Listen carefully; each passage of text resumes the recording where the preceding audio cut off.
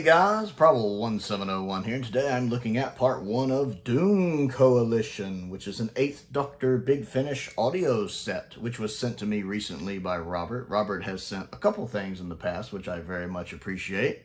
I always love getting fan mail, so I do appreciate that, Robert. Thank you very much. Also, I really like this case it's in.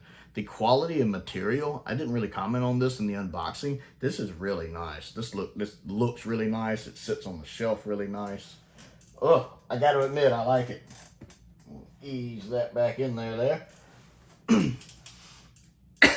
So this is basically the first time I've ever really listened to a story with the 11. Now, I also have Dark Universe, which I think is the 7th Doctor story with the 11, but I think it came out after this one, which I also haven't listened to. Part of my problem is I don't care for the character of the 11 in concept. This is the first time I've listened to one of his stories, but just researching the character, I don't like the idea of a Time Lord that got like multiple personalities of his previous incarnations. I don't know why. As someone who thinks of regeneration in the more classic Who sense of it's the same person with a new body, a slightly different personality, but the same person with a new body. It's mostly the body changing.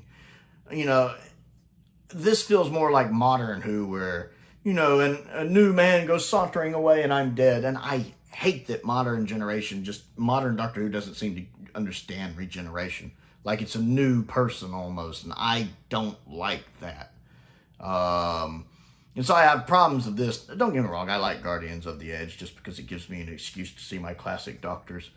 But I mean, I understand the idea, I guess, as a one-off where something went wrong and all of his incarnations are in there battling with each other. But since I think of different incarnations as the same person, it's just weird. Now, the character who's voicing the 11, especially the main one, I like him. He's good in this. He comes across as a creepy, dangerous, psychotic character. It gets a little weird in audio form when the other versions of him are in there talking, like 8 seems to be the one that's okay, maybe a little cowardly almost, or some of the others. It gets a little confusing in audio. Matter of fact, the biggest problem I had with the audio is some of the audios flow very naturally. It's easy to keep up with what's going on. This one is the opposite of that.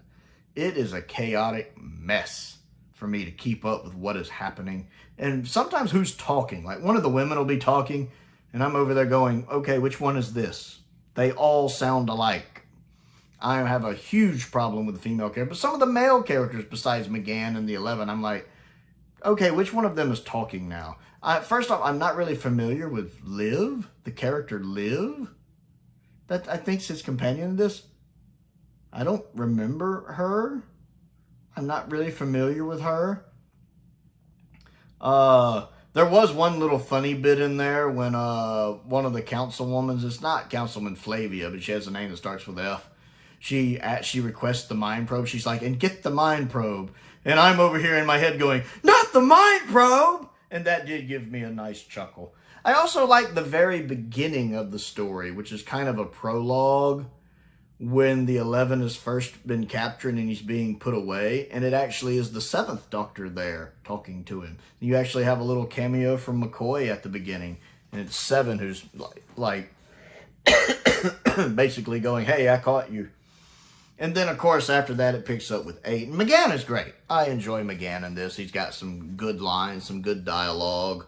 Once again, Gallifrey seems, the way the 11 basically claims the presidency seems a little plot convenient and easy. I mean, I get he uses a technicality, and to be fair, it's not the first time that's happened in Doctor Who. I mean, the Deadly Assassin, the Doctor gets out of his situation by, you know, running for president on a technicality, and the fact no one's run against him, and the fact he wins the presidency because no one runs against him is... The Deadly Assassin's not as good as everybody thinks it is.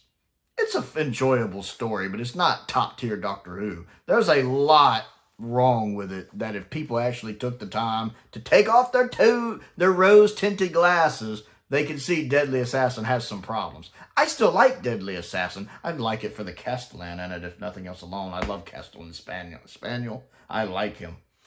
But it definitely has some problems. So they're really just kind of doing the same thing here, where they're using a technicality where he claims the presidency, and I'm rolling my eyes, even though, again, there's a precedent for it. And then I like how he turns on the ones that go in there to get him, and we actually get to see the effects of the Mind Probe, because he uses it on one of the Time Lords and basically fries their brain, getting the information he needs. Now, this story is more about introducing this one female Time Lord who's kind of I can't remember if she's a historian or what she is, but obviously we'll see more of her. She kind of gets taken with the 11 at the end, so I'm sure we'll see more of her. And then basically explaining how the 11 escapes, giving us a little bit of introduction to who and what he is. I don't know if this is the 11's first story or not. I mean, I think he's also the 9. Aren't there some stories with the 9? I don't know if this is where he was introduced or not. And then I think some of the other stories take place in other things. I was reading the back. I think the next part, the Red Lady, which I hear is really good. I think it's supposed to be the best one that's set, and it takes place like in the 1960s on Earth. That sounds interesting. This seems like more like it's just setting everything up in place to kind of give us an excuse to start on our adventure. Was a bit underwhelming. Didn't really get that into it. But again, part of the problem was just it felt like a jumbled mess at times. Also, the audio. I swear whoever mixed the audio is the same person who does it for the modern series, because there are times when the music is overpowering the dialogue, and I'm sitting here going, what?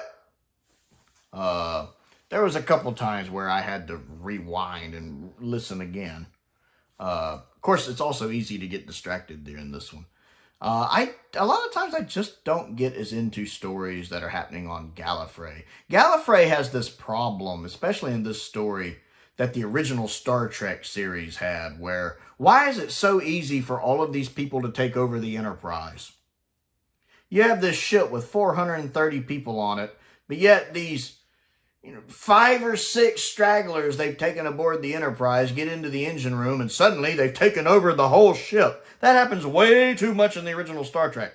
And there's this kind of thing here too, where they're Time Lords, the Lords of Time.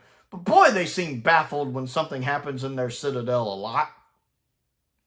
So I tend to get taken out of stories that happen on Gallifrey. Again, not the biggest fan of The Deadly Assassin. Good story. Very enjoyable, not S tier. The Invasion of Time. Are we even going to talk about The Invasion of Time? I mean, the best story to pull it off was probably the War Games. Not overly enamored with this one. Not one I would go back to anytime soon. But reading the backs of the others, I think this is probably the weakest of the 4. And the next one being set in the 60s, introducing another character, does sound like an interesting setup. So I am looking forward to that. I'll probably wait a few days for a watch it, but I am looking forward to that. So Doom Coalition Part 1. The 11. Let me know what you think of it. Again, I want to give a shout out to Robert. I appreciate him sending this. I am looking forward to Part 2 a lot. I've had a few of you say Part 2 is really good, The Red Lady. I do also want to say that if there's anything you would like to send to me, I love getting fan mail, and I do have a birthday coming up at the beginning of July. Shameless pandering, shameless pandering. My P.O. Box is down there. Check that out. It is in the description of the video. A link to my Amazon wish list is down there. A link to my Amazon UK wish list is down there. If there's anything you'd like to send me to look at and review. I love getting these standard sets in. I know I have the standard season 9 coming in from one of my patrons soon, which I'm really excited about.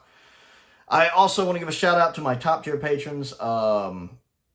Finn Perkins, Sam Venning, Unknown289, and Colin Coney. I appreciate their support, as I do the support of all of my patrons. It's very much appreciated. Most importantly, thank you for watching.